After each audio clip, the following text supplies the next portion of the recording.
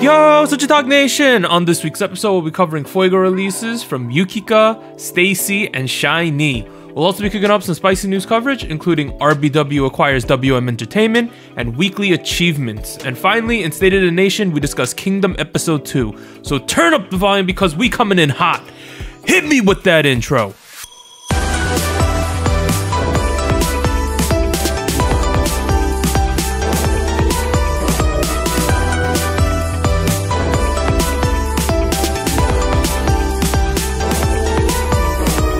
Hey, what's up everyone? This is SojuTalk, your weekly shot at K-pop. We're coming at you with a super spicy episode 134, and we're recording on Monday, April 12th, 2021. I'm Doug, and joining me today we got Warren. Hey, what's up everybody? And Anita.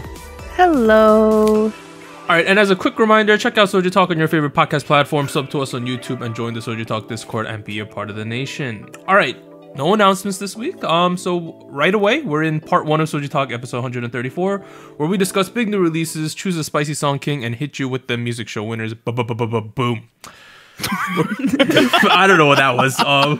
We're covering 3 songs this week. There were other kind of big songs that came out, but we had a poll for our patrons, and they didn't get chosen. Specifically that Chanyeol song via SM Station, and then the Super MX Prudential song, which is pretty much like a promo song, but it's not super promo, but both of those did not get selected. So the first song we're covering though came out on Wednesday, and it is Yukika's Insomnia. So she is from Estimate. She debuted 2019. Last 3 songs were Love Month, Soul Lady, and Yesterday, with 0 music show wins so far. Yukika's not like super popular, but on our Discord and between Warren and Anita, she's very popular, right? Like, Yes. I think besides Rocket Punch, she's the only K-pop person I'm following. Did I have the wrong company, Warren, listed? Yeah, and it's not your fault for not knowing, because I think she switched like only a couple months ago, and she switched into Ubuntu Entertainment. Okay. But since you guys like Anita, no, we all like Anita. But since you like Anita.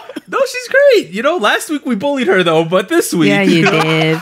You did. Because you guys like Yukika's general sound, I almost said Anita again. How about you guys go first with how you feel about Insomnia? Go, Anita, go. Okay, first of all, the sound was kind of what I expected. A very groovy type of, I don't want to call it a city pop song because we know that's kind of her thing, but I feel like this is straying a little bit from that. It sounded I agree a little more like a different take, maybe like a more modern take. The sound was where I was expecting. The visuals though were so pretty, like whatever visual effects they were doing for like the clocks and the water was so nice, and then the lighting had like a very golden hour type of vibe for a lot of the indoor like room shots. So I feel like everything together was just a very nice, like easy listening but very groovy sound. It was almost like a mystical. Yeah, a little magical. I wrote dreamlike is what I wrote. Yes, very dreamy. I liked it. I really liked it. I don't know. Maybe it felt like just one long trip. I completely agree not with that. that. I know what it feels like, but I imagine that's what it feels like. That being okay. It does not going feel back like to the that. song. Going back to the song. It's like it's a city pop groovy track, and I totally agree with Anita. There's like a very big modern twist to it, almost like a lot of the indie artists that have been attempting to do city pop almost have this kind of sound, and that's nice. That's nice. But one thing where I was a little unexcited for was Yukika's vocals in specific. It felt a little fragile. It didn't feel like it was completely there compared to her previous work, especially. I will say her pronunciation is better. Her pronunciation is improved. I'll give you that. It wasn't thick enough for you, right? 2C double thick. Okay. What is wrong with you? I don't know what's wrong with me today. No, okay, I mean, I see what you mean. No, I know what you mean, because like it was very airy and very fragile and right. And not that I think her voice should be milkshakes, but like at the same time, like a little bit of power, a little more energy would have been nice. Where that's my main complaint. Honestly, I just felt like it was great. There was like a nice vibe going on, but like I didn't feel. Obviously, this song is not meant to make me all hyped up or anything, but I just felt like we didn't really go anywhere with this one. Like I feel like we were just chilling pretty much the whole way. I really preferred like Soul Lady to this one because I felt like there was a lot going on in that song. More upbeat, yeah. More obviously, I like more upbeat songs, but at the same time, I just felt like this one. It was like a dream. You just kind of chilling, doing the thing, right? And then it ends, and you're like, oh, that was kind of pleasant. If it's a good dream, right? I don't know. Like, does she pigeonhole herself sometimes with just the direction she goes? I mean, here's the thing with city pop, right? Because like it's not really a genre; it's a style of music, according to critics. I don't know, but at the same time, it kind of makes sense because you have songs like Soul Lady, you have songs like Insomnia, you have songs like Neon, all being city pop. But they're all different emotions, they're different styles, and they're different energy levels and whatnot. And you have something like this where it's a lot more groovy. You have songs like Soul Lady, which is a lot more energetic and exciting. So the fact about city pop is that you can do a lot of things with it, and you can easily transfer yourself into doing one of the related genres like bossa nova, jazz, AOR, whatever. And even in her last album, it wasn't her full-length album wasn't just city pop. It was like city pop, early 2000s, Japanese pop, a little bit of R&B, stuff like that. There was a lot of stuff going on, and it felt like she was really able to expand upon her palette a little bit. Here, it feels like she pigeonholed themselves in a little bit, and I was, hoping she would do something a little less stereotypical or tropey, and that's the kind of vibe I got. I'm not saying I don't like the song. I still think it was groovy. I still had a fun time listening to it. But am I still excited for Yukika the same way I was at last summer when we were doing Soul Lady? I would probably say no to that. But still, this is going on my playlist next to yeah, right? I know. That's how I feel. Like it's a playlist song, but it's not like the song. Let's move to the second song. We have STAYC's second song ever with ASAP. So they are from High Up Entertainment, debuted 2020. Their only other song is So Bad, which is a great song. All right, let's go around the room. Which do you prefer, ASAP or So Bad? Oh wait, don't ask me that. I can say. I can say objectively. Anita, go first. ASAP. Really? Okay, Warren. I do. I think So Bad's better. In my opinion. I don't know. I like them both. All right, that's good. Okay, I don't want to go first with this one. Okay. Let's start with the positives. Anita, why do you like ASAP more than So Bad? I think there was a couple of aspects about this comeback that I think make it easier for me to get into the group and the song and their concept. One of them being like the choreography. The choreography, I think, is it's not overly complicated, and it's quite repetitive and fun. So I feel like it's so catchy, and it adds to the chorus. The easiness to remember the chorus, because there's this little like flute thing. I don't know what it is. Like, yeah. I love that melody. I really like it. I feel like the moment I heard it in the intro, I was like, oh, this is really nice. And then it switches a bit after that. But the chorus, I think, when it goes back to that melody, I really like it. It's super catchy. Man, more catchy to me than I think So Bad was. I really feel like woodwinds, flutes, pan flutes, piccolo, I don't know what they're using there. Woodwind instruments in general, I feel like can do really well in pop music, but it's not being utilized enough. And this is a great example of how to utilize it, and I loved it there. So anyways, great. I will present my opinions in a second. But Doug, why do you prefer So Bad over ASAP? Well, let me first say this. I think the chorus of ASAP is better than the chorus of So Bad. Oh. I agree with that. I think where it falls a little short for me is I just felt like the BPM in the verses specifically is a little slow for my taste. I did see that comment a lot. Yeah. That they would have preferred it a little bit faster. I think it's like fine in the chorus. I just feel like in some of the verses, it's just like All right, let's turn this up a little, guys. Just a little bit. Other things I like. That girl Jay in this group has a great voice. Like, yes, I love her voice. She's the girl with the deep voice. Like, she stands out a lot just because of her vocal quality, because it's so low. I really like her. I like the dance sequences they got. Like, whatever Warren was doing before, I really like that movement. That move's kind of cool. I that part was so cool and so catchy. I feel like I'll see it on TikTok soon. It's already there. All right, it's there. Okay. It's there. All right. This was a song that. Let me first say I like this song. I'm not saying it's a bad song. I just like So Bad a little bit more. It took me like 5 listens to get this song though. Like, it took me a while to like process this and be like, oh, this kind of good. I had to come back the next day and then I listened to it. So on Friday I listened to this and I was like, I get it. This is some good stuff right now. But on Thursday, with the first couple listens, I was like, oh, we doing this kind of like anti-drop thing going on, like not a traditional chorus, but they do it this way. And then I finally understood on Friday. So it took me a couple listens to get it. I mean, I guess it's a complete 180 from So Bad. At the same time, it's not, if that makes any sense. It feels like the other side of the same coin for me. And I get why, to a degree, I understand Doug's perspective here, where like it's not the most energetic track, it's not the most spicy, At the same time, I would like to say this is like properly salted. It's not too salty. It's not bland. Right amount of spices in there.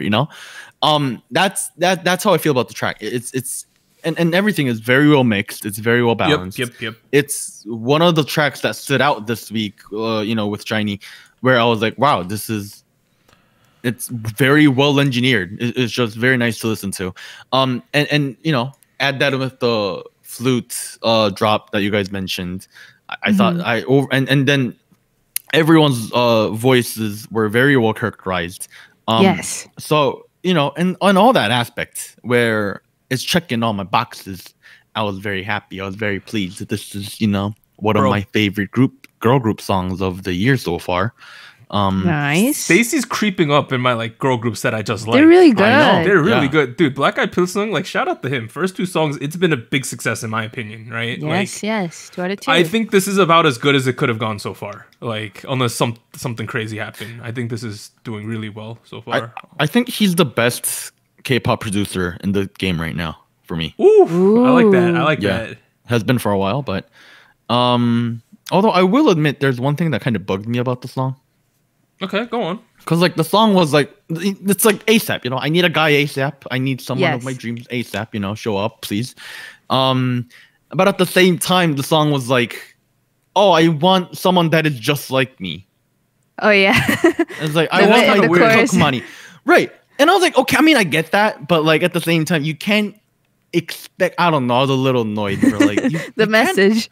Right. Bro, I wouldn't want to date myself. Jesus Christ. That's the thing. Like, I don't know. Jesus Christ. That being said, overall, still very enjoyable. Very nice. I agree. Go high up. I think they've exceeded my expectations so far with both of these songs. All right, let's move on to the final song. So we have one of Anita's favorite groups, SHINee, with Atlantis. Not Boa's Atlantic's princess thing. No, it's SHINee Atlantis this time. They are from SM, debuted 2008. Last 3 songs were Don't Call Me, Countless, and Our Page with 65 music show wins. Do we prefer this to Don't Call Me? Because I know I do. Yes. Oh. Yes. Easily. Wow. Easily. No question. There you go. Wow. Yeah. Look at us. What about you? Anita's conflicted, right? Anita's like, no. Yeah. Well, the thing is, I have a hard time comparing the 2 songs because they're so different. And I guess the expectations switched because before Don't Call Me came out, I was expecting something more along the lines of Atlantis. And then after Don't Call Me came out, I was expecting something completely different for their repackage. So I guess I was not prepared for either comeback, so I'm still getting used to this sound as well, I would say. Let's put it this way, Anita. You go on your YouTube thing. You're like, I'm gonna listen to some SHINee, and then in your recommended, it's Atlantis and Don't Call Me. Which one are you gonna pick? Well, see, at this moment in time, I am curious about Atlantis for a couple of reasons, right? I feel like the theme that they have going on was very interesting, like a very like sea, like It was sea theme, sea shop, triple downing on the sea theme. Like it Yeah, was but- crazy. Under the sea, these boys. but Yeah. very like quirky, like very odd things are happening in the music video, like octopus and like Hey, there was some underwater tentacles. elevators. it was a little odd, but like kind of mysterious. And I think the mysterious part also comes from the instrumentation, like the instruments in the song. Like I feel like the vocal melody sounds very bright, sounds like higher. I think it sounds more positive, more energetic. But the song, like the instrumental behind it, it kind of gives it like a darker vibe. So it had a weird mesh of sounds, I feel like. And I think that's what made it sound like, oh, this is a little odd, because it's not what I would expect with the two. Where was it dark? In the chorus, there's like a little bit of a, what is it, like da da da da da in the background. That thing? Yeah, it's very odd. And that they're going like up in the vocal melody, and like there's like a high note that ends it off. So it's I'm not gonna interesting. finish. I'm so bad. Okay, I don't know I'm doing this. I mean, I know what you mean. I don't think it was dark per se, but I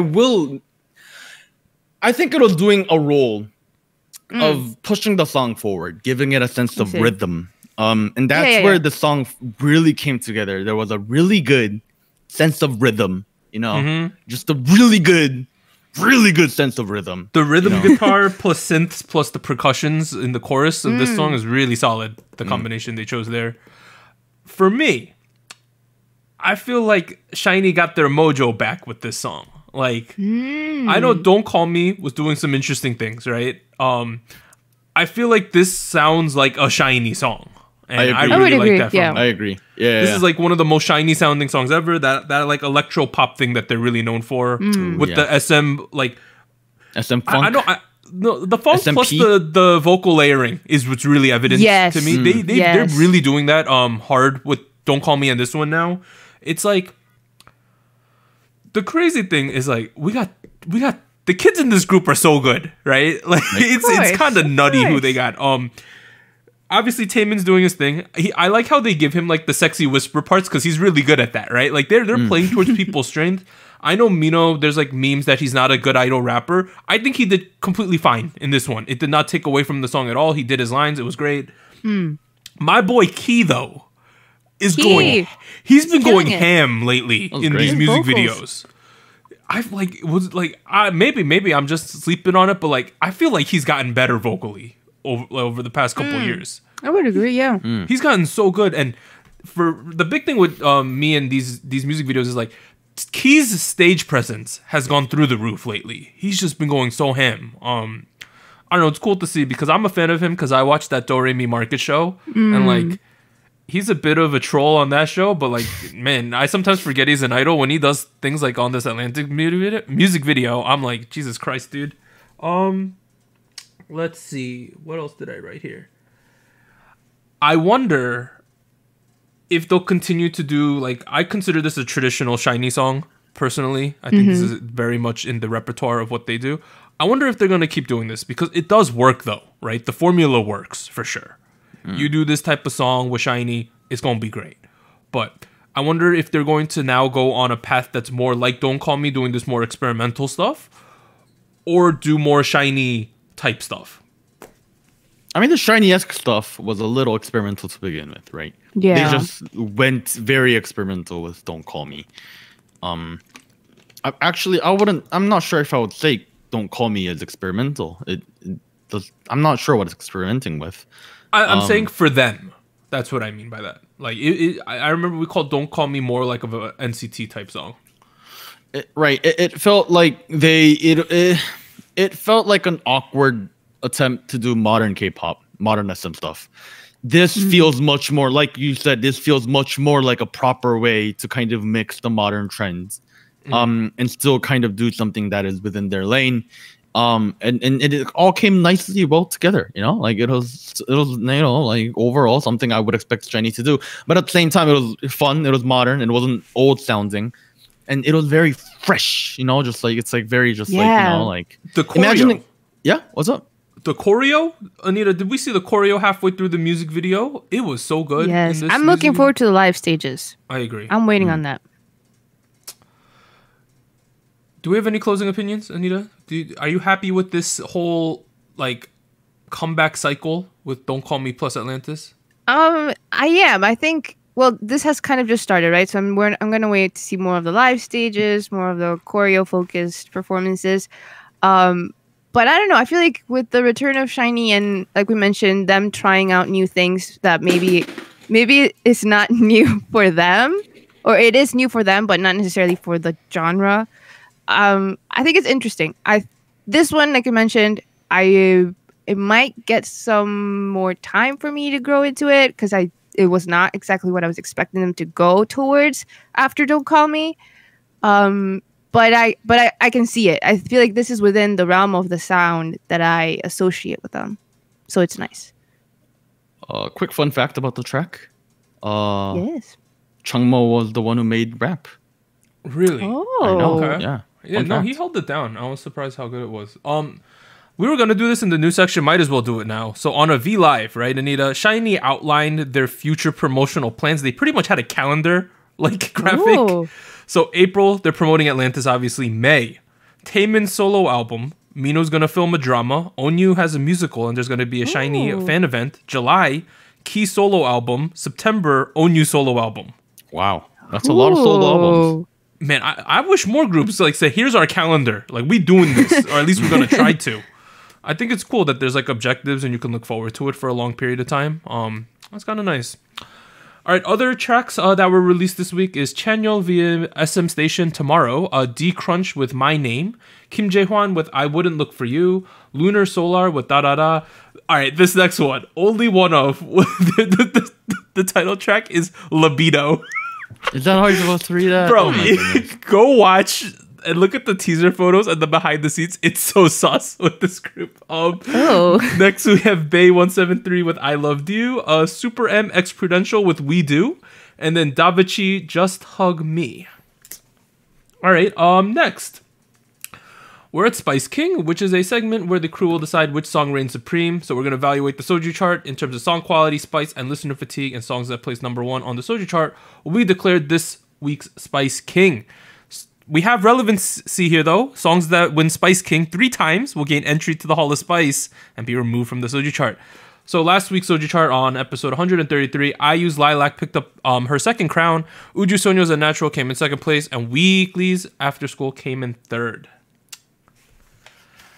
We got Hall of Spice implications this week, guys. We do. We do. Today is the day. Who wants to go first?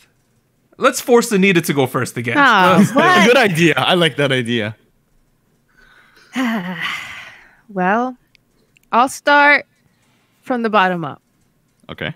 So third place for me this week will be SHINee with Atlantis. Looking forward to the live stages, but I am intrigued. I think they're doing something interesting, so I'm looking forward to their promotions. Second, I use Lilac. Still listening to that. Really great song. Really great spring vibes since it's finally spring over here. And number 1 is STAYC's ASAP because it's so catchy. Dong, dong, dong, dong, dong, dong, dong, Really? dong. Okay, so you prefer us not to get Lilac Hall of Spice, right?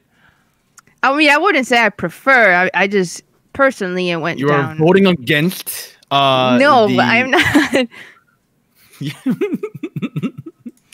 All right, I'll go then. I have a somewhat similar chart. Okay. I also have SHINee's Atlantis in third place this week. All right.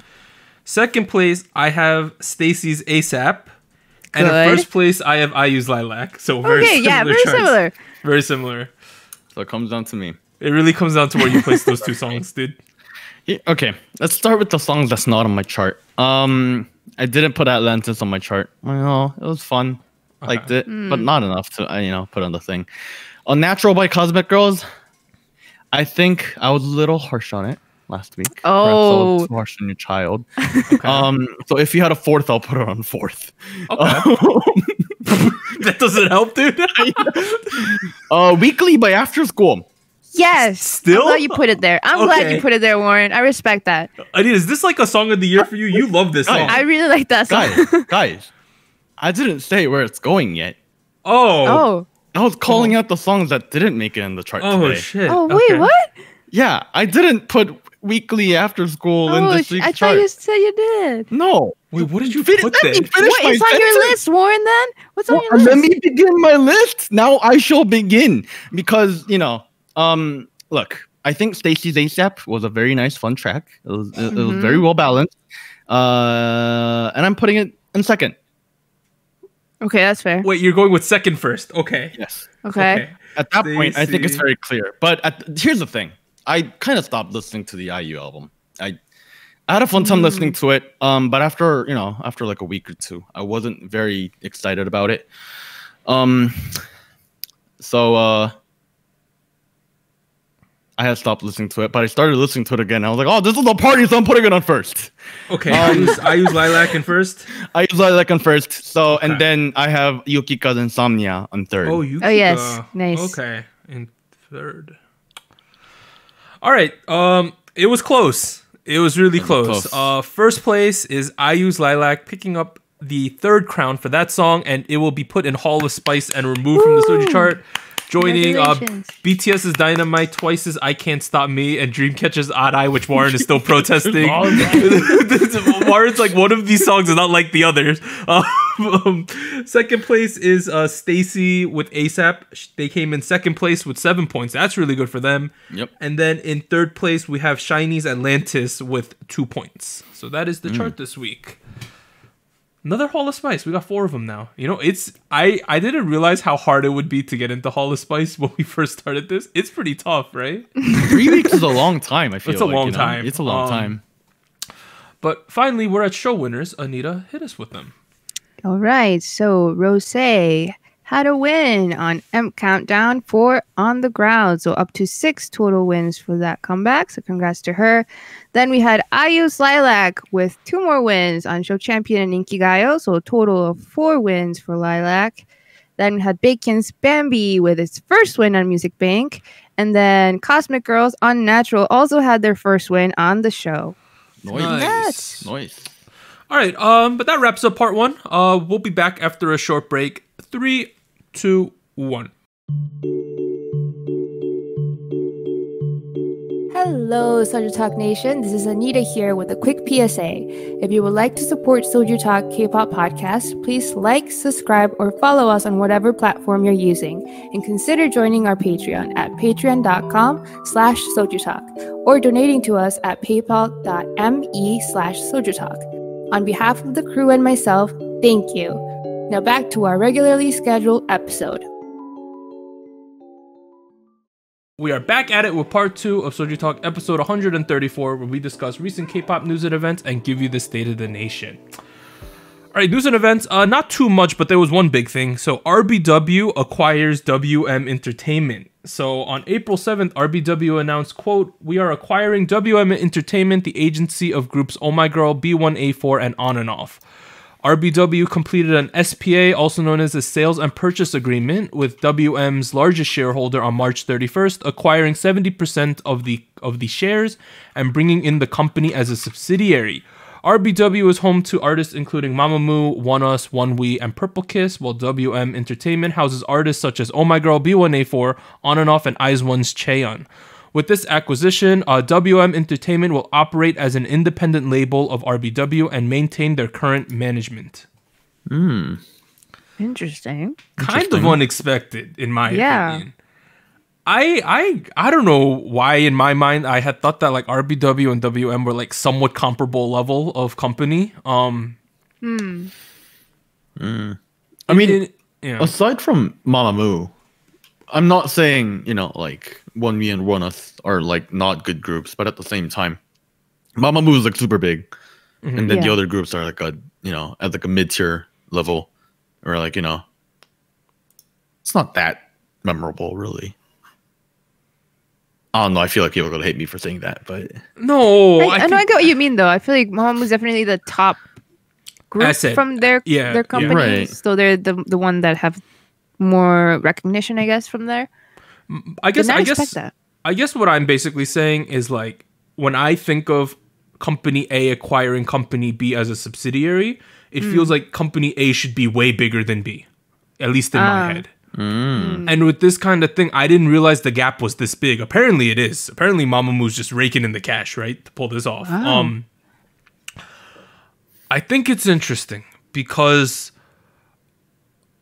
the people at WM agreed to be absorbed into a company that I wouldn't consider RBW like it's not a big 5 company or big 4 company, whatever you want to call it, right?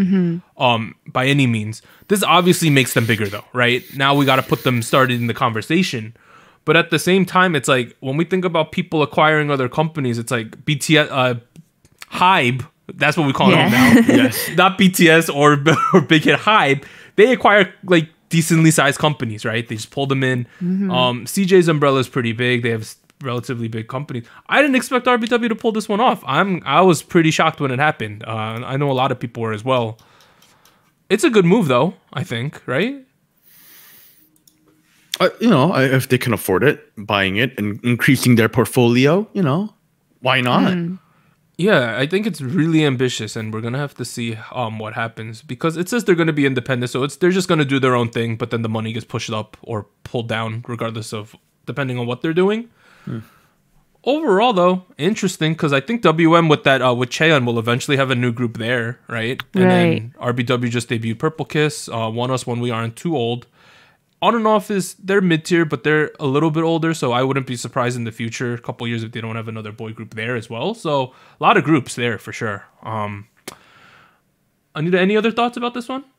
Well, I think you kind of bring it up, but I was wondering like what this means for upcoming groups, whether from RBW or WM, because we feel like there might be a new group coming with Cheon. So I feel like I don't know if they're also gonna manage or intermanage trainees or like what the management would be like, but it seems here's my guess, right? Because it feels like so the last bullet that Doug read was that WM is staying independent in terms of like management, right. My guess is they're like sharing the back end resources, and then everything with with the resources and customer facing is still being handled independently. So like here it reads more like we're trying to have a bigger family, we're trying to have a bigger presence and bigger influence in the market, because and I feel like that makes sense given like Big N and Hype has been happening. Yeah, right. Everyone's trying to team up into bigger families, like, which brings back to brings me back to say Willem, please don't be late on the trend. They got to do something, right? How long do I have to wait for a Rocket Punch comeback? How long has it been? They came back last August. Oh Jesus, Oh, dude! it's almost been a year. It's been a while, man. All right, let's transition past Warren being depressed. So, weekly achievements, not weekly's achievement, just weekly achievements. Normal weekly achievements. So the first one, BTS's Dynamite is now the longest charting song with 32 weeks by a Korean act on Billboard's Hot 100 history, surpassing Psy's Gangnam Style. We mentioned this one last week. It did happen. That's kind of crazy. Also, Dynamite is now the fastest Korean group MV to pass 1 billion views, achieving the feat in 7 months and 22 days. That song's been out 7 months. Wow. Time has gone pretty fast. I guess it feels like recency because they won music shows like less than a month ago with Dynamite. Yeah. Kind of a legendary song now if we think about it, all the things it's breaking. Next, NCT's Resonance Part 1 has now passed over 1.5 million albums sold. NCT now holds the record of SM's best-selling album of all time, surpassing HOT's We Hate All Kinds of Violence, released in 1996. Oh man, that was a record. 96. That's significant in my Yeah. in my opinion. That HOT We Hate All Kinds of Violence album is like a really famous album, right? It's a legendary Yeah. album. If Remember you think about it, they sold 1.5 million in 1996. Yeah. That's kind of crazy. Remember how like every time you talk about it, well, not every time, but like a little while ago, every time you bring up NCT, we were like, oh, we don't know if they're filling in the gaps yet, you know, like, oh, have they filled in their funded I remember shoes? this. This is like 2 years ago we were talking this. Yeah, I'll take that statement back now. We're there. They got Yeah, there. I think we're here now. Yeah. I think they're there and they've surpassed like what people like. I didn't expect it to ever get this big, but at the same time, this is reflecting the trend that album sales are now big again. True. I think I said a couple seconds ago that it was kind of surprising they sold in 1996. It isn't actually surprising. Album sales were big in the 90s, right? In 90s, Right. 2000s, Yeah. that was big. That's how And you got it. then in like the mid 2000s, 2010s, we had a big dip on album sales where it wasn't really a big deal. Now it's a massive deal from 2020, like 2019, 2020, 2021. Album sales are the name of the game again. Right. From the company's perspective, it's a great way to make money. Cash. From a fandom perspective, it's a way to tell people how big and influential the fandom is, you know? Yeah. I would love to see. I think a lot of these new numbers, it's clearly the international fandoms buying stuff. Oh, yeah. It's clear because Yeah. back in the 90s, it was all domestic. And then, you know, once that died down, it was like, all right, not that many albums. Now that so many international fans are into K-pop, we have so many albums being sold everywhere. I would love to know the cumulative shipping price of 1.5 million albums. Because the shipping combined must be like $20 million, right? Imagine It's a gotta full be. a full ship just full of NCT albums, you know, like Yeah, a full container of them. I would love to know shipping like numbers that they have because like people they make money each step of the way. Like that'd be crazy. All right. Finally, Wendy has now joined IU, Taeyeon, and Rose as the only female solo artist to surpass 100,000 albums in the first week after release. Nice. That puts her in like the upper echelon of female solo artists if we think about it. You know, like Yeah. IU and Taeyeon are at the top, and then we have these other acts like Rose is now there, Wendy's there. I'll probably put like some of the Mamamoo girls in there. Right. I really am curious, morbid curiosity, if the Jennie album solo, if that released like now, what would the sales be? I'd be very interested to see that because she released it a couple years back. I think in today's landscape, she would also be on that list if she released it today. That's true. I feel like the numbers nowadays have like grown a lot in general. Like the playing game has been different. That being said, I'm trying to find her 1 week sales on the thing. Give me a second. On first week, she had 18K. See, yeah, it would be like 180K now, I think. But you know, let's get into some quick takes. So the first one, BTS surprised fans by officially announcing that they will be holding their Bang Bang Con 2021 next week on April 17th via the Bangtan TV YouTube channel. So if you're into the BTS convention concert things online, here you go. You get one next week. Boom. Yay. Next one. Ujusonyo Solal, EXI, Bona, and Unseo will reportedly form a unit group and make their debut early summer. Another unit. After the Ooh. Jokumi, we got a new one, right? I feel Yeah. like this is gonna be more sexy, right? I just based on the lineup, right? I would also guess like a summer thing. Oh, Potentially. Yo, what if we get like a Sistar song for out of this group? that could happen. Yeah, same company. I know. Well, I like I the know, comparison.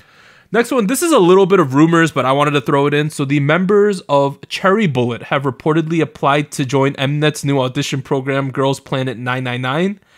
So according to a report by Ilgan Sports, the preliminary applications for Girls Planet 999 were held earlier in 2021, and some of the applicants included entertainment agency trainees and current girl group members.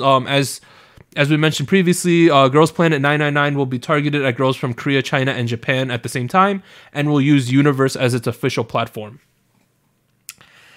I don't want to sound mean or anything, right? But I always have my apprehensions when kids who are already in debuted groups join like survival shows, unless it's like a Kingdom or a Queendom where it's set up like that. You know what I'm saying?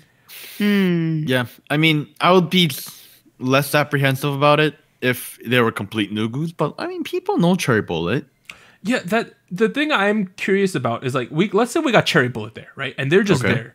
And then we have like 15-year-old trainees. Like I feel like the gap will be kind of apparent at some points, don't you think? It just feels kind of strange. Well, I mean, I think we'll have to see. And my bigger question there is what's gonna happen to Cherry Bullet, right? Yeah, right. I don't know. This might be straight rumors though, but who knows? Anita, you got something to say? No, I was just gonna say that the only other survival show where previously debuted groups, like established groups, right? And that went on the survival show was produced, right? Yep. You know, Mnet had that going on. They directed, produced. So I feel like, is this some sort of alternative? Like a produce without saying it's produced? It might be. It might be repackaged produce. Like interesting. Hey, I'm kind of down for some trashy Korean reality. No, not again. Yo, let's be upfront. We're gonna rig the crap out of this, right? Let's like, they should show a graphic like this company gave us this much money, so you get this many more votes. They should just be open about it. Like we gonna rig this. It's okay. Yeah, they should just do that. Just play into it, you know? Like everyone knows. Like, hey, if you want to donate to your favorite trainee, you'll get more votes. No. That'd be so funny. People would too. People would. That's the funny thing. Next, FX's Victoria has officially parted ways with SM Entertainment. On April 9th, SM responded to reports of her departure by confirming, quote, "It is true that our contract with Victoria has expired." Victoria first entered the spotlight in SHINee's music video for Replay in 2008 before making her debut as a member of FX in 2009.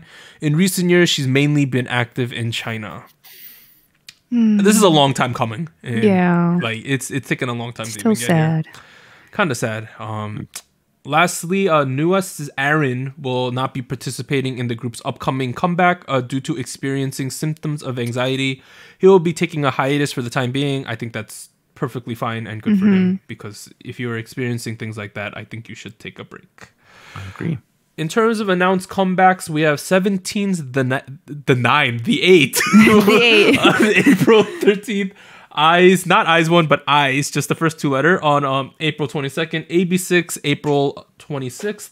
Issue Maker is having a debut on April 28th, and that is that group that is being produced by S2 Entertainment by the Cube co-founder Hong. So that group is finally going to debut. Oh, what a name. TXT in May, Highlight in May, Donkiz sometime in the future, NCT Dream sometime in the future, and at the front half of the show we mentioned all the future SHINee stuff.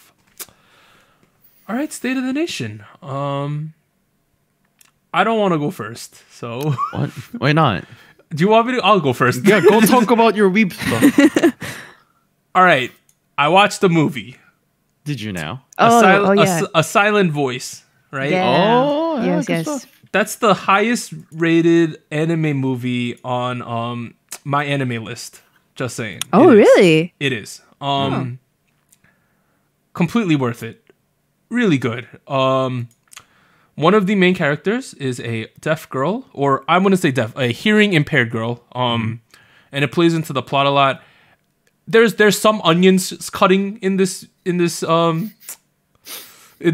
A little bit of onion cutting. Okay. It was kind of sad at times. I liked it though. Good movie. I watched, I think technically 3 izakais this week. Oh my god! I was just going through. Hey, I finished all these. Oh my! What a lad. Let's talk about the first one. Devil is a part-timer. Ooh, that's a reverse isekai. It's a reverse isekai. Anita, this one's hilarious. Is it? Okay. Let's just put it this way: Satan and his arch nemesis end up stuck in Japan, and he works at a McDonald's and she works at a call center. Oh wow! Because they lose all their powers. It's just hilarious, that one. Next one I watched is No Game, No Life. That one is essentially siblings get thrown into this game world, but instead of like fighting and killing each other and things like that, you have to play games to settle everything. Like poker or chess or things like that. Oh. It is so stylish, the art. It's really neon colored the entire way. Very colorful. It's extremely colorful. A lot of logic goes into the story. I believe, like when things happen, when they play the games, it's all about like logic and logical fallacies and things like that, and that's how they settle stuff. Kind of crazy. Like anything goes in this world. Like the craziest crap is happening. I wish there was more seasons of this because there was only 12 episodes, but I think it deserved more. I also watched the prequel movie, No Game No Life 0, which is essentially the origin story of how this world was built. Really good as well. Warren, do you have anything to say about that series? I will agree. It's a shame No Game No Life got anything else besides the movie. Bro, it needed so much more. It was like one of the most popular animes in r/anime, and it didn't. Oh no, it was a little sad. The last isekai I watched was called Mushoku Tensei. So that aired earlier this year, the first half of the first season. There's only 11 episodes. It is really good. The main plot device is, as an isekai happens, some dude gets transported to a new world via some means, right? The kicker here is that he's born as a baby, but retains his mind from when he's in Japan. Oh man. Oh. So he's like self-aware of like everything that's going on, more or less, as a baby and things like that. And he's like, I should learn how to walk. So like things like that. Like no, really, things like that. Like I should learn how to walk. Yeah, like does he walk faster than the normal baby? Yeah, he's obviously a genius because he's like he's like in his 30s, but he's a baby. Like he's a genius. Oh, and like his dad's like, I don't know how I can parent him because he seems more mature than me. Like things like that, things like that happen. It's really cool. I didn't know too much about this. For those of you who know my anime list, this has an 8.44, which is extremely high. Wow. Yeah, it's rated as the 135th best anime on the whole website. So go check out that one. That was my surprise of the week. 高いですね. Oh. What else? I think that's about it. What about you, Anita?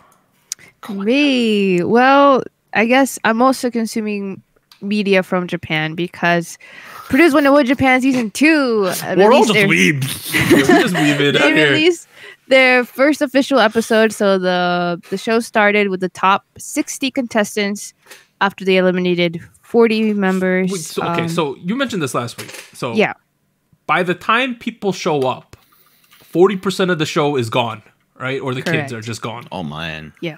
Huh. Okay. Yeah, it was really interesting because I won't give any spoilers of rankings, but they basically introduced the people by telling them like, hey, this is what you ranked in this first elimination. Go sit in your spot. Oh, for the audition section, when they go into smaller groups and they get ranked A, B, C, D, or F. So it's, I don't know, for the most part, it seems to be running as usual. Like that was just the thing that they changed because they eliminated 40 people before the show officially started. Very interesting. I feel like, as always, there's not as many A's. They haven't gone through all of the auditions yet, but you can just, it's as usual, right? Not as many A's are given. People are usually more heavy on the dancing as opposed to the vocal skills. And that was kind of expected because I kind of saw that as well in the first season. But it's going pretty well. I'm interested. I have a question. A fun fact for people that might be interested in watching the show with subtitles, but they started streaming it on YouTube, like the official channel. In English? With English subtitles on Fridays. So they is it one day? When's the actual air date of the show? So it airs officially in Japan on Thursdays, but it's through Gao. I think it's an app, and unless you have like a VPN or something, you can't see it. But if you want to see it through YouTube, they stream it on Fridays. It depends on your time zone, but I think for North America, it might be around like 8 a.m. Depending. So look it up. You might be able to find it on YouTube. They don't archive it, unfortunately, so you're gonna have to figure it out. Do some sus things to find it, but maybe. Did you like the fact that they ranked everyone at the start? Honestly, I would say no, because I do feel that you don't give enough time to get to know the candidates, the participants before an elimination happens. Like usually in the produced series, you get to see more like behind the scenes, like them working together and performing. You know, the actual evaluations, the grade evaluations happen before a first elimination. So it just felt a little unfair that they didn't even get to that point before. Oh no, keep going, India. Yeah, no, that was it. Did you feel like there wasn't too much variance based on where you were sitting? You know what I mean? Like, were the good kids good, the bad kids bad? I was talking about this with someone else, and I feel like because the elimination happened before any real evaluation, like skill evaluation, occurred in the show, it was basically a popularity contest. Like, it's always a popularity contest, right? But yeah, but I feel like even more so apparent, I guess, because you don't really get to see any sort of performance, really, like formal performance before they got eliminated. So I would, my opinion on the top 11 right now is I don't think it matches their skill level, but they are popular. I think it's the wrong way to look at it, Anita. Really? Skill level has nothing to do with their rankings, in my personal opinion. This is produced. Popular people are the popular people, not the skilled people. True. Like, I feel like, yes, I agree that it's always going to be a popularity voting method, but at least with season 1 from Produced Japan, I felt like it tended to go with skills as well, because you kind of had to be able to perform in order to debut, because these are people who don't have any real previous experience, so they're not signed to their company, they're not trainees, so you kind of do have to push for that skill to be there at least. I don't know. I feel like it makes sense given like Japan doesn't have a big focus in terms of like skill level for their idols. That's like true. If you think about the IKB a little kids, different. Right. It was very strictly a competition of, in their words, not mine, you know, how happy are you able to personality, right. So you know, they're focusing on a lot of different things, I guess. So yeah, no skill level. Yeah. No, I feel like some of them I do agree with. I feel like top person right now, ranked number 1, I agree. Like, I think they are deserving on skill and popularity. Like, that is reflected. There are some other spots where I'm like, they themselves said on the show, like, I am not A level. I'm like possibly F.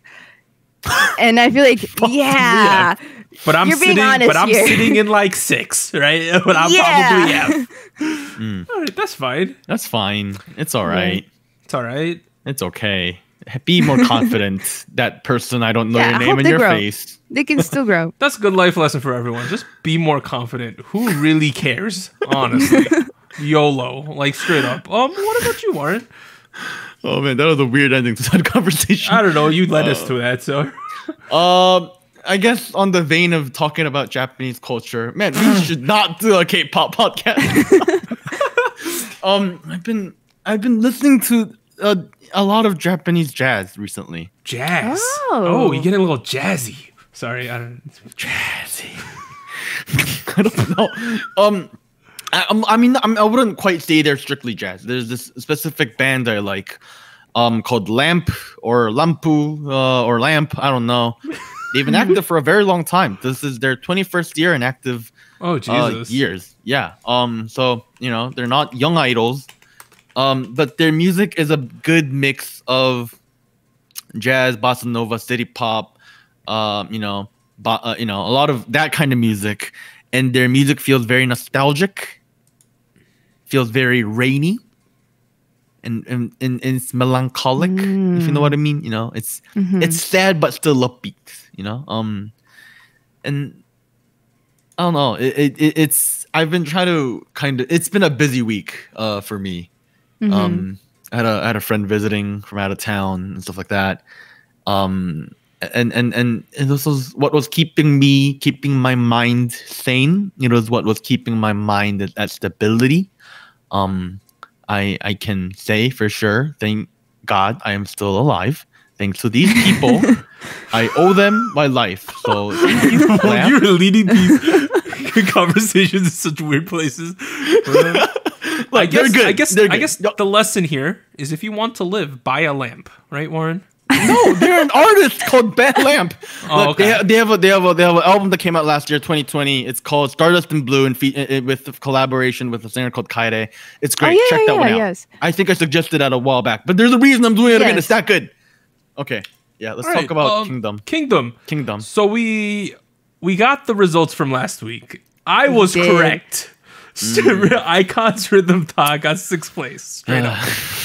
And then, so they had 489,000 votes. And then 2nd place went to The Boys, and they had 573. And then 1st place went to Stray Kids with 690,000. Those were the 3 that we did not know last week. Mm-hmm. I knew that Stray Kids was inherently probably the most popular group out of these ones. Yeah. Mm-hmm. I did not realize the gap would be that big. That surprised me a little. Because they have like a 20% gap, I believe, to the next team. Kind of interesting. Do we have any... I think that the whole thing with Icon getting 6th, I feel like it made sense in my mind. But I guess it didn't to you guys. I'm sad though about it. Yeah. Wow. What a party pooper. Celebrating other people's sadness and failures. What is wrong with you? What? Okay. I just feel like last week I said that I feel like a lot of the newer fans, younger fans who are probably watching this live just don't appreciate them as much or know of them as much, and that I think is reflected. Because if we think about the groups that... Actually, B2B got 3rd. That's kind of interesting, right? I think relative to the other groups. Because if we're thinking about groups that are big right now, I would say AT, Stray Kids, The Boys, right? Those would make the most sense to me. So there might be a little variance there because a lot of these groups were close together in this preliminary round, and then just like Stray Kids was through the roof at the top relative to everyone else. All right, so that was the preliminary stuff, and because Stray Kids won that, they got the opportunity to not only get those 1,000 meaningless points, right, that we have no clue what they're doing, but they also got to choose the order for everyone else. In my opinion, so what they ended up doing, the 3rd group to go was B2B, and they wanted them to go before they performed, right? I think that is 100% the correct decision. It's a difference, right? Yeah. Different sound. If I'm looking at these other groups, I want a group that's totally not like me before me, right? So that you don't get lost in the sauce. I would have put The Boys and ATs next to each other. Oh, if I was them. That's more like sabotage. I mean, it's not... I'm just making the order here, you know? Like, I would have put them next to each other so that, like the vibes get kind of mixed a little, or what I think the vibes would end up being get mixed a little. I think they made the correct decision, though. 4th is about a good spot. Putting B2B before you, I think, makes complete sense. I would have done that. But... So the Boys went first, though. They performed No Air, and it was pretty much a Song of Ice and Fire, so a Game of Thrones theme again. Yep. How do we feel about this performance? Well, the song choice, I guess I like No Air, but I guess I wasn't a huge fan of it. That I was not thinking they would go this route, to be honest. I think that with these stages, the 3 we saw this week, there were groups who performed their songs, and there's groups that wanted to perform a stage. You know, I think it was fairly obvious. I think we mentioned this I just dropped something. We mentioned something a couple weeks back where there was a rumor. I don't know how confirmed it was. It might have been confirmed a little bit, where some of the groups thought there was a budget limitation, and some groups did not. Right. Cracker Entertainment and The Boys clearly thought they could spend as much money as possible, right? Like, it was ridiculous, the stuff that was going on. Some things I liked. There's one kid, Sunwoo. He's really good. That kid stands out a lot to me. He's the one that was like hanging from the thing at one point. It was that kid. That curtain bit that they had, I thought that was really cool. Yeah. Some things I didn't like all that much, though. I felt like for as much filler time they gave to the underwater picture thing, it showed up for about 5 seconds in the performance. Yeah. Right, Anita? Yeah. Underwater picture thing? They had a whole okay, so obviously there's only 3 performances this week, so there's a lot of behind the scenes footage. Right. They spent so much time on this underwater photo shoot that they did. And then the only place where it appeared was there was a little video of it at the start of the performance, and that was it. Oh, that thing. Yeah. They spent that much money on it and time on it? All the dudes got in the tank and took pictures, dude. I don't think all of them. Well, not all of them, but a lot of them did. Yeah. I thought the whole thing was just animated. No, they filmed that. Man, okay. Wow. Yeah, man, interesting. I don't know. It was. I felt like what was also interesting was the camera shots where the person's hand and arm just came out under the camera. Oh yeah. And then the first person camera thing. The POV stuff that they were doing. Right.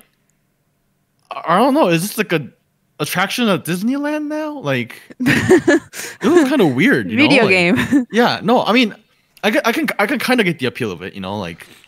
Very immersive. You feel like you're saving / being saved by the boys, I guess, if that's what you're into. Hey, you know what they should do? Auction off the right to be the person who's doing the hand stuff. Oh no. Wait, no, that would be They horrible. would make so much money. No, imagine all the difficult, put the camera in here and the cameraman's behind you and you're just being dragged around left and right. Hey, bro, the boy Sims would pay to do that though, dude. Fair. They would if they auctioned that. It would go for 100,000 cash. Wow. We have a breaking news. Can I drop one real quick? Oh, breaking news. Okay. According to reports, IOI to reunite as a whole group for their 5th anniversary. They will greet fans with a live broadcast on May 4th. When they were close to disbanding, there was a whole thing. We're gonna come back in 5 years. I remember that was a big thing that they kept saying. It seems like it might happen. This is not confirmed though. Rumors at the moment, but it might happen. Oh, okay. Yeah, nice. I'm seeing it on Naver. Apparently, it's confirmed according to this news article in Sports Gyeongyang. I don't know. Maybe it's not confirmed. Maybe it's a rumor. Maybe That's kind of crazy though. If it's straight up happening. It is. Yeah. Going back to the boys, clearly this performance is meant to show off the performance aspect of the song versus the actual song. I feel like sometimes I would have liked more of the actual song. You know what I mean? Yeah. At certain points there was just a lot going on. That being said, I thought it was really well done. I liked all of the tricks and stuff that they pulled off. There's a lot going on though, is what I'll say. Yep. All right, next one, we have Icon with Love Scenario and Killing Me Kingdom version. Together. This is a group that thought there was a budget limitation, right? Clearly. Clearly, if it They exists. focused more on the song, I think. And it was Yeah, apparent. for sure. Some things I liked, they had that funk section remix of Love Scenario. Yeah, the musical disco thing. type. I like that. There's this one kid called Junhui in this group. I think he's really good. I don't know. He surprised me at how good he is. I thought that Bobby was doing his thing, I thought that was one of the highlights. I saw some people complaining that there's a certain point in the song in the middle way where they have a body pile, right? And there's hands and stuff. And it was really dark and you couldn't really see what was going on. And people were there was a this comparison video I saw where they showed what happened on the show versus their practice video. And they were doing a lot more cool stuff that you just couldn't really see because the angles were better. Yeah, angles and the lighting. How do we feel about this one? I feel like, see, both of the songs that they chose, right? Love Scenario and Killing Me. I already knew about these songs. I think they were quite memorable to them as a group. So it made sense. It made sense that they were performing them. I was glad that they were performing them because it's kind of that nostalgia of when you heard this song. So it made sense. I feel like they got the objective of the evaluation was to choose this one song that you think represents you. And I think they pulled off the twist that they were looking for, right? They wanted it to sound a little different, to tell more of a story, kind of to also match up with the other groups that were kind of pushing more the performance aspect. So I don't know. I think they succeeded in the challenge that they were given, for sure. Warren, do you have any comments? The disco part was fun. Lots of dancing. Sultry looks at the camera. I don't know. Yeah. I like how iKON does the thing towards the end. They always do like the let's hop as a group in front of the camera thing. Like that hip hop thing. You know, I don't know. I don't want to call it a hip hop thing, but they've been doing that every performance. I like that. I think that iKON is really true to the iKON brand with a lot of their stuff. I think it's cool, and I think they focused on the songs, and these are two really famous songs, so it was cool to see. Lastly, we had B2B's Missing You theater version. This one surprised me the most, I think, out of the three performances. Number one, I liked the modern hanbok designs they were in. I thought those were pretty cool. The boy Minhyuk in his MVP in his forest sword fight scene, I thought was really cool. There was one part where he was wearing like a couple layers, and he was gonna take off the top layer, and they switched the camera to all the dudes in the dressing room, and one guy's, "Oh my god, senpai!" or he's like, "Senpai, oh my god, what are you doing?" You're right. I thought that was really funny. I was kind of confused. I was like, "Wait, why are you stripping down all of a sudden?" Like, yeah. He was just removing a layer, but like people thought he was gonna take off his shirt randomly. That's what it looked like for a second. I was like, "Does he want to show off his abs?" Like, yeah. I think that they kept it true to B2B with a lot of this. I don't think they changed up a lot of the song all that much. That being said, I thought the way they presented the song was really tasteful, and for people who did not really know B2B, I thought this was a cool representation of them. Strongly agree. I think that the vocals in general were better in this song than the last performance, at least for me. I thought the vocals were really on point here.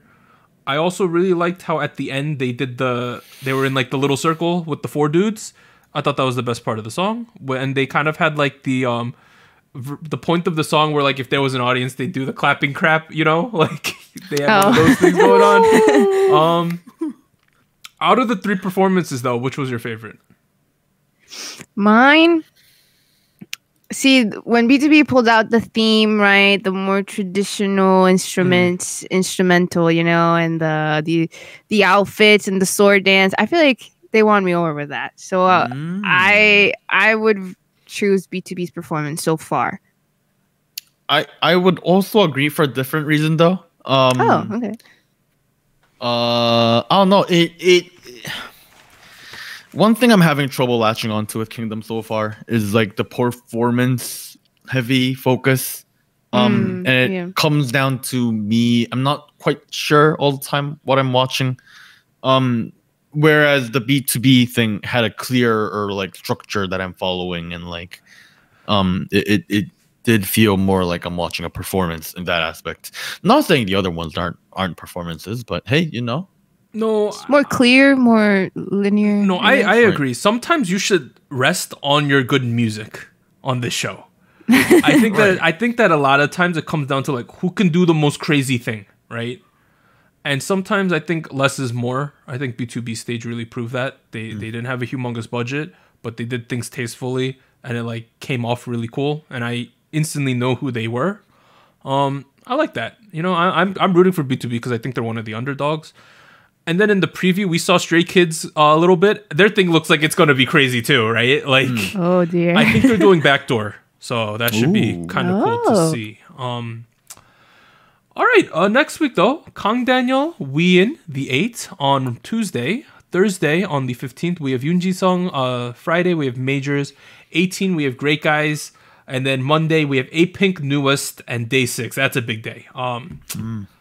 Kind of short this week, but I think we got through everything. You know, it doesn't always have to be a super long show. Do you have any parting words, Warren? To put you on the spot. Farewell, my friend. Goodbye.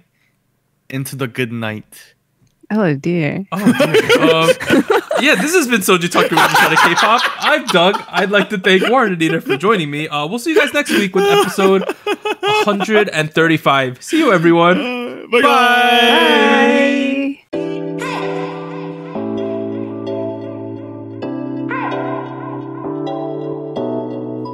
Special shoutouts to our Fiesta patrons: Based, Mina, Delmonic, Jedi, Goku Mama, Jacob, Luke Daniels, Malfiar, NJ Parks, Tier. Thank you for joining SojuTalk, the weekly shot of K-pop. And special thanks to our Discord server mods: Jacob, K Music Erday, Koala, Malfiar, Max, No Bias Nuna, Tuggles, and Wolf297.